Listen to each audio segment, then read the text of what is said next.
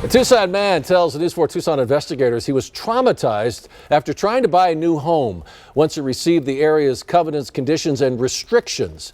The N4T Tucson investigators learning it's a problem that goes far beyond just one neighborhood. Edward Diego placed an offer on a house and his realtor provided him with this list of community CC&Rs.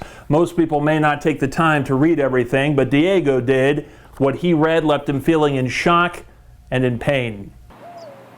This charming neighborhood near San Gabriel Park in central Tucson is where Edward Diego and his wife thought would be the perfect place to try their first attempt at fixing up and flipping a house. So we decided to go ahead and move forward with putting in an offer. What was an exciting time quickly turned to confusion and sadness after Diego received the community covenants, conditions, and restrictions known as CC&Rs. No lot shall be sold, conveyed, rented, or leased in whole or in part to any person of African or Negro descent.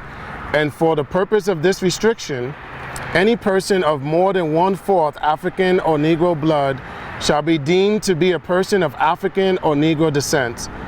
No lot shall be used, occupied, or permitted to be used or occupied in whole or in part by any person of African or Negro descent, except such person as may be employed thereon, has domestic servants by the owners or tenants of any lot or part thereof. Those words from the history of this community cut like a knife. When you first read these CC&Rs, what went through your mind? The first thing that went through my mind is this really true? Is this happening? Is this accurate? Is this the culture of the community today in 2022 in this great Tucson that we live in? It would be illegal for such rules to be enforced today. The CC&Rs are dated 1946. The N4T Tucson investigators have found no evidence of such rules actually being enforced here today, but Diego says he asked his realtor for any newer amended CC&Rs. He was told there are none. It would be nice to have something that is dated, that is current, so that we can be able to know what to follow. The N4T Tucson investigators reached out to City Council member Steve Kozaczyk. He told us CC&Rs are drafted by the Neighborhood Association, saying he has seen the same language in other neighborhoods and they simply haven't been updated. We reached out to each member of the San Gabriel Neighborhood Association. The vice president told us they were unaware of the language in the CC&Rs and why they would be provided. Co-president Paige Anthony said the language is appalling, but not tied to the Neighborhood Association, but the deed. She says she has no idea how the documents could be amended, but wants them changed. Is there a legitimate business reason for this policy? Everybody updates their policies, right?